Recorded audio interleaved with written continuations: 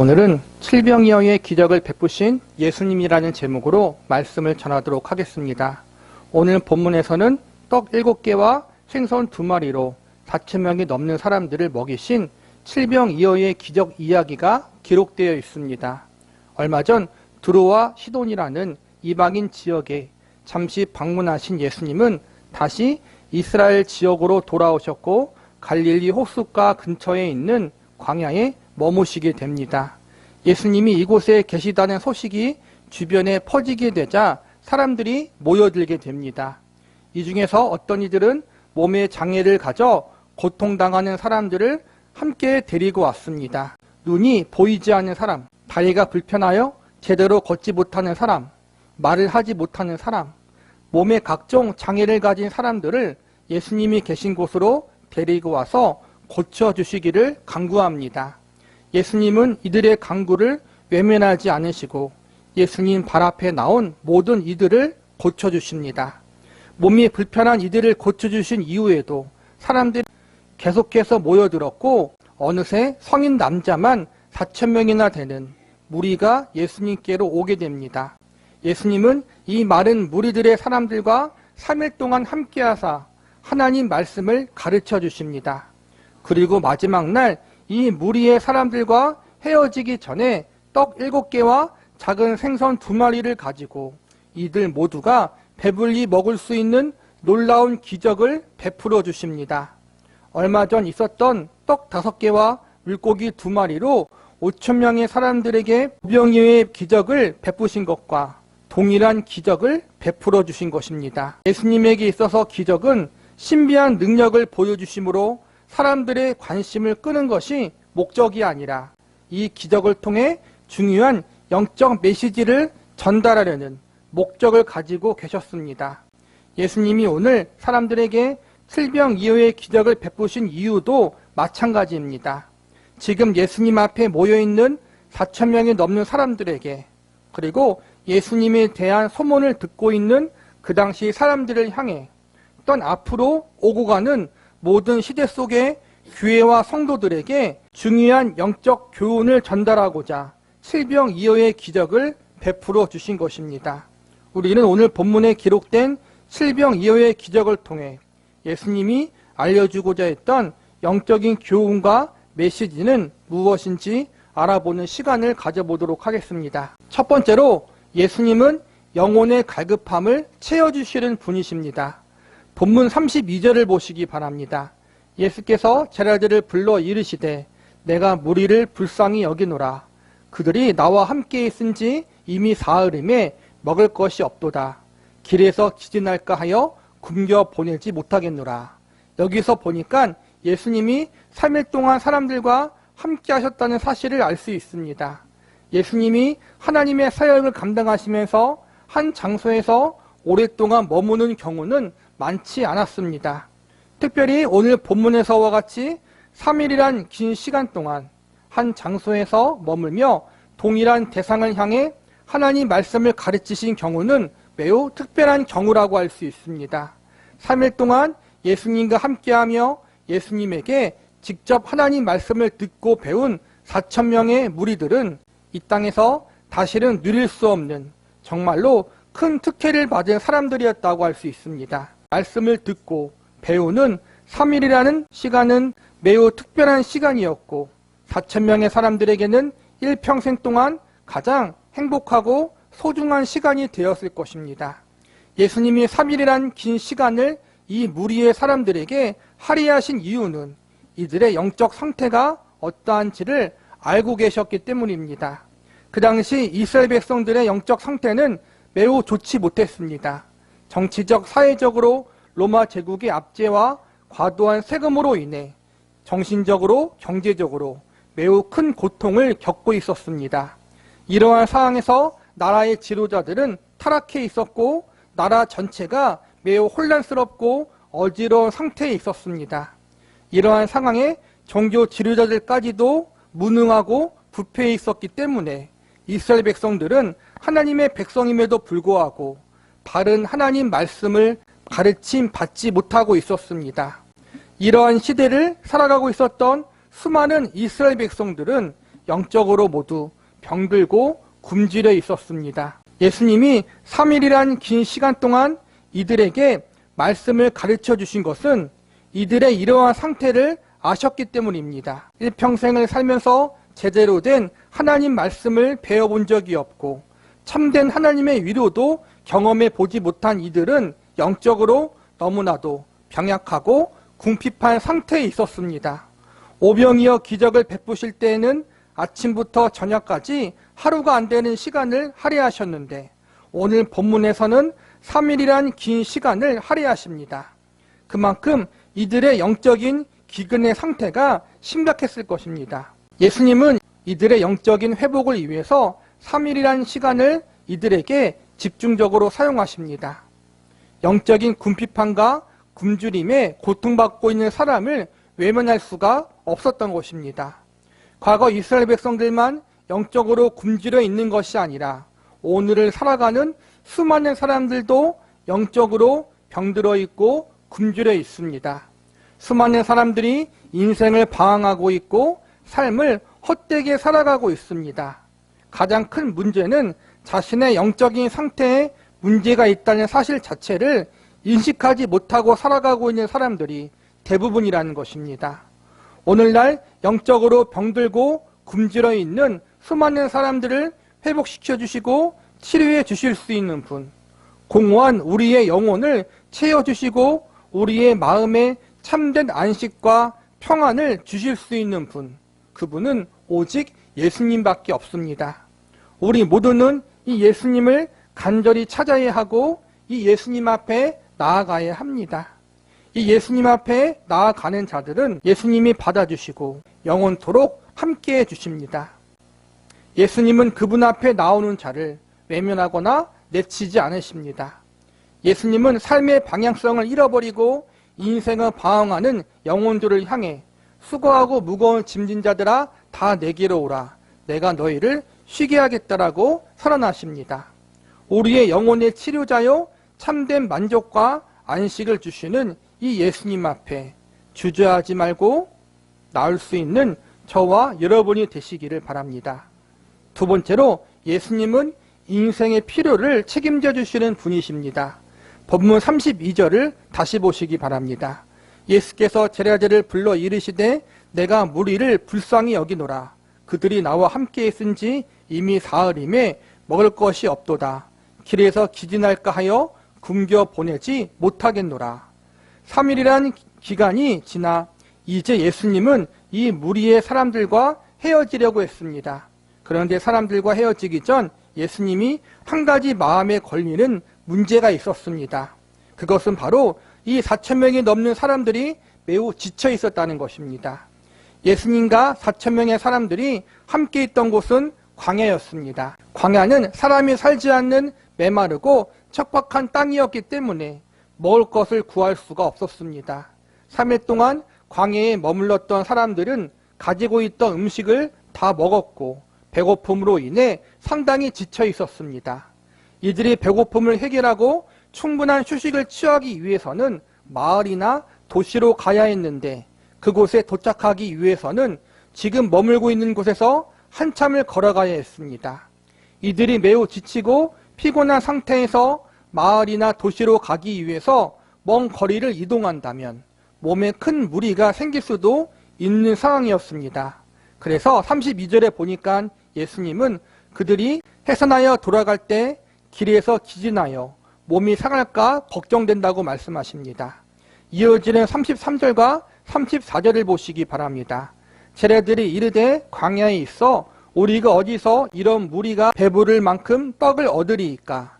예수께서 이르시되 너희에게 떡이 몇 개나 있느냐? 이르되 7개와 작은 생선 2마리가 있나이다 하거늘. 예수님은 사람들을 배불리 먹이시고 충분히 휴식을 취한 후에 그들이 돌아갈 수 있게 하고 싶으셨습니다. 그런데 지금 당장 제자들이 가지고 있던 음식은 떡 7개와 물고기 2마리 뿐이었습니다. 이 정도의 양의 음식은 예수님과 제자들이 먹기에도 부족한 음식이었습니다. 광야이기 때문에 당장 먹을 것을 구할 방도도 없었습니다. 현실적으로 4,000명이 넘는 사람들이 배불리 먹을 수 있게 하는 일은 불가능한 일이었습니다. 그런데 예수님은 제자들이 가지고 있던 떡 7개와 물고기 2마리를 가지고 하나님께 기도하신 후 이 음식을 사람들에게 나눠주게 하십니다. 본문 36절과 37절을 보시기 바랍니다.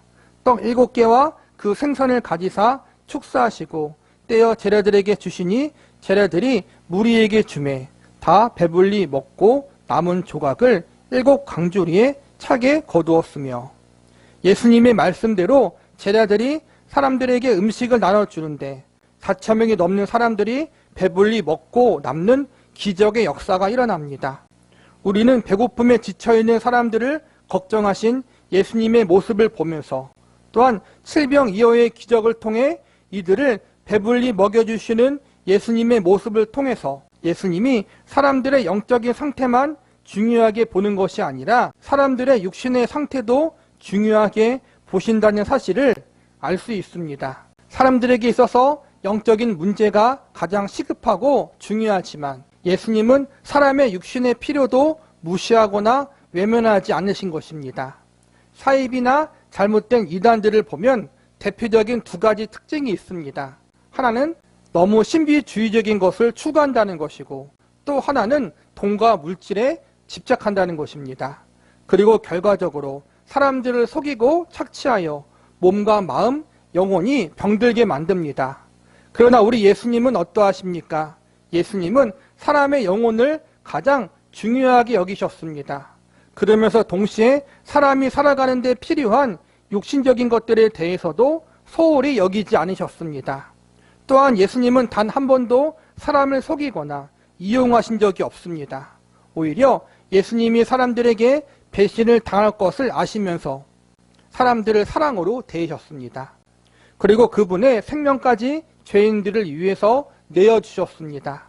이처럼 예수님은 영적인 상태와 육신의 상태 모두를 함께 보고 계셨고, 이 두 사이의 균형과 조화를 중요하게 여기고 계셨습니다. 그래서 예수님이 가르쳐 주신 주기도문에 보면 제일 먼저 하나님의 나라와 하나님의 뜻을 위해 기도하게 하시고, 그 후에 우리의 일용할 양식을 위해서도 기도하라고 가르쳐 주십니다. 일용할 양식을 위해 기도하라고 하신 것은 예수님이 우리들의 일상생활에 대해서도 큰 관심을 가지고 계시고 성도들의 인생도 매우 중요하게 여기고 계셨다는 것입니다. 예수님은 우리의 구원을 위해서 성육신의 기적과 십자가의 은혜, 부활의 은혜를 베풀어 주셨습니다. 그리고 예수님이 베푸신 구원의 은혜는 우리의 영혼만 위해서만 베풀어 주신 것이 아니라 우리의 인생을 위해서도 베풀어 주신 것입니다. 우리들의 영혼 구원을 위해서 그분의 모든 것을 주시기까지의 은혜를 베풀어 주신 예수님은 동일한 은혜로 성도들의 인생을 책임져 주고 계십니다. 우리들이 하나님의 자녀와 백성으로 거듭날 수 있는 은혜를 주신 예수님은 이 땅에서 성도들이 천국을 소망하며 살아갈 수 있도록 도와주십니다. 믿음을 지키며 이 땅에서 삶을 영위할 수 있도록 성도들의 삶의 모든 상황과 정황을 은혜로 돌봐주고 계십니다. 저와 여러분을 포함하여 모든 성도들의 인생이 예수님의 은혜 안에 붙들려 있다는 사실을 기억하며 항상 예수님을 의지하며 예수님의 도우심의 은혜를 간구할 수 있는 성김의 교회 여러분이 되시기를 기도합니다. 마지막으로 예수님은 부족함 없는 은혜를 베풀어 주시는 분이십니다. 본문 37절과 38절을 보시기 바랍니다. 다 배불리 먹고 남은 조각을 7 광주리에 차게 거두었으며 먹은 자는 여자와 어린이 외에 4,000명이었더라.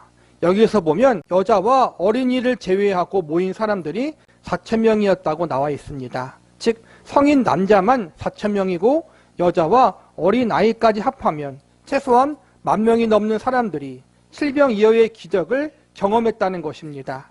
이 많은 사람들이 조금도 부족함 없이 모두 배불리 음식을 먹을 수 있었습니다. 또한 많은 사람들이 배불리 먹고도 7 광주리에 차도록 음식이 남았다고 나와 있습니다. 이는 예수님이 베푸신 기적의 은혜가 모든 사람들에게 전혀 부족함이 없고 넘치도록 풍성했다는 것입니다. 예수님이 우리의 영혼에 부어주시는 은혜, 또한 우리의 인생에 부어주시는 은혜도 이와 같습니다. 예수님이 우리에게 주시는 은혜는 전혀 부족함이 없는 매우 풍성한 은혜입니다. 예수님은 그분 앞에 나오는 자들, 그분을 믿고 의지하는 자들에게 인색하지 않으십니다. 요한복음 10장 10절 이하에 보면 예수님이 다음과 같이 말씀하십니다. 내가 온 것은 양으로 생명을 얻게 하고 더 풍성히 얻게 하려 하는 것이라. 나는 선한 목자라. 선한 목자는 양들을 위하여 목숨을 버리거니와. 예수님은 그분 자신을 선한 목자라고 이야기하시면서 양들을 위해서 목숨을 버릴 수 있고 양들에게 생명을 더 풍성하게 주기 위해 이 땅에 오셨다라고 말씀하십니다. 예수님의 이 말씀은 그분이 우리를 죄로부터 구원하기 위하여 십자가에서 그분의 생명을 내어주심으로 실현되었습니다. 예수님이 그분의 생명을 우리를 위해서 내어주시고 죄로 인해 공고해 있던 우리의 영혼과 인생이 새롭게 수행될 수 있도록 역사하셨습니다. 이처럼 우리를 향해 예수님이 부어주시는 은혜는 넘치도록 풍성한 은혜, 우리의 영혼과 인생에 만족을 주시는 한량없는 은혜입니다. 우리가 아주 잘 아는 요한복음 3장 16절과 로마서 8장 32절에 보면 다음과 같이 말씀하고 있습니다.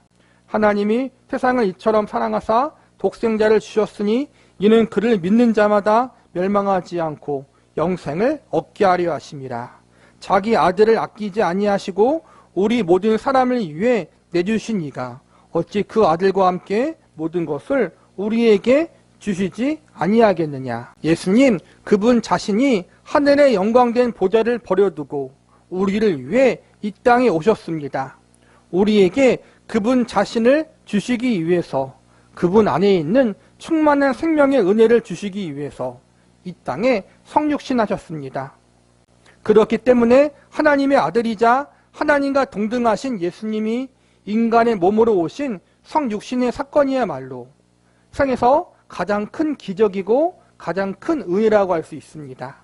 또한 이 예수님이 우리를 위해서 그분의 생명을 십자가에 내어주신 사건은 우리를 향한 예수님의 넘치도록 풍성한 은혜와 사랑을 보여주는 최고의 증거라고 할 수 있습니다.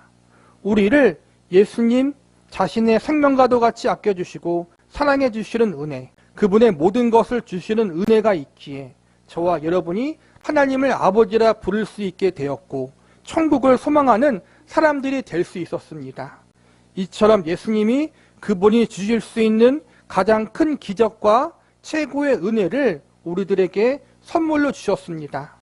예수님이 그분의 하늘의 보좌를 버려두시기까지, 또한 그분 자신의 생명을 아낌없이 내어주시기까지 우리를 한량없는 은혜와 사랑으로 돌보고 계시고 책임지고 계십니다. 우리의 영혼과 인생을 예수님이 생명 걸고 책임지고 계시다는 사실을 믿으시기 바랍니다. 그분의 생명과 전부를 주시기까지 넘치도록 풍성한 은혜와 사랑이 이미 우리들의 영혼과 인생 가운데 부어졌고 또한 앞으로도 영원토록 지속될 것입니다.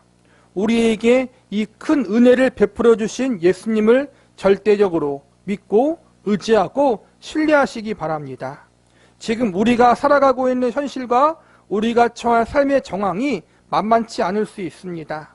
불확실한 우리의 미래로 인해 불안해하고 환영할 수 없는 인생의 여러 문제로 말미암아 염려하고 걱정할 수 있습니다.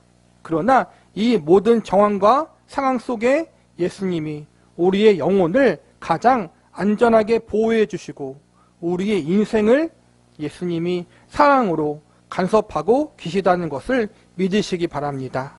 우리가 할 일은 모든 걱정과 염려의 문제, 우리의 공고함과 고통의 문제를 예수님 앞에 가지고 나와 아뢰고 그분께 모든 것을 맡기는 것입니다. 질병 이후의 기적을 경험한 사람들의 가장 큰 특징은 모두 예수님을 찾았고 예수님 앞에 나왔다는 것입니다. 그들의 믿음이 비록 온전하지 못했지만 그럼에도 불구하고 그들은 부족하고 약한 모습을 숨기지 않고 있는 모습 그대로 예수님 앞에 나왔습니다. 믿음이 부족해도 괜찮고 믿음이 연약해도 괜찮습니다. 중요한 것은 예수님을 찾고 예수님 앞에 나오는 것입니다. 예수님 앞에 아뢰고 그분께 우리의 모든 것을 내어 맡기는 것입니다. 우리의 그 어떠함을 부끄럽게 여겨 숨기지 말고 부족한 모습, 불완전한 모습, 연약한 모습 그대로 예수님 앞에 나오시기 바랍니다. 예수님의 은혜를 구하고 의지하시기 바랍니다. 그럴 때 예수님은 우리를 결코 외면하지 않으실 것입니다. 예수님께서 아무런 대가 없이 조건 없이 그분의 한량없는 은혜와 사랑으로 우리를 품어주시고 받아주시고 책임져 주실 것입니다. 예수님 앞에 나오는 자, 그분을 믿고 의지하는 자, 이들의 운명과 인생은 예수님이 책임져 주십니다. 모든 것을 합력하여 선이 되도록 역사해 주십니다. 한 치 앞도 알 수 없는 우리의 앞날, 불안한 미래, 마냥 기뻐할 수 없는 현실, 이 인생 속에 예수님이 함께하고 계십니다. 예수님이 이 모든 삶의 정황 속에서 우리의 영혼을 붙들고 있고 우리의 인생을 책임지고 있습니다. 예수님 안에 우리의 인생과 운명이 그분의 충만한 은혜와 사랑으로 둘러싸여 있다는 사실을 믿으시기 바랍니다. 예수님이 말할 수 없는 풍성한 은혜와 사랑으로 모든 것을 합력하여 선을 이루실 것을 믿으시기 바랍니다. 이 예수님을 신뢰하며 우리의 모든 소망을 예수님께 두며 예수님 안에서 인생을 살아갈 수 있는 저와 여러분이 되기를 기도합니다.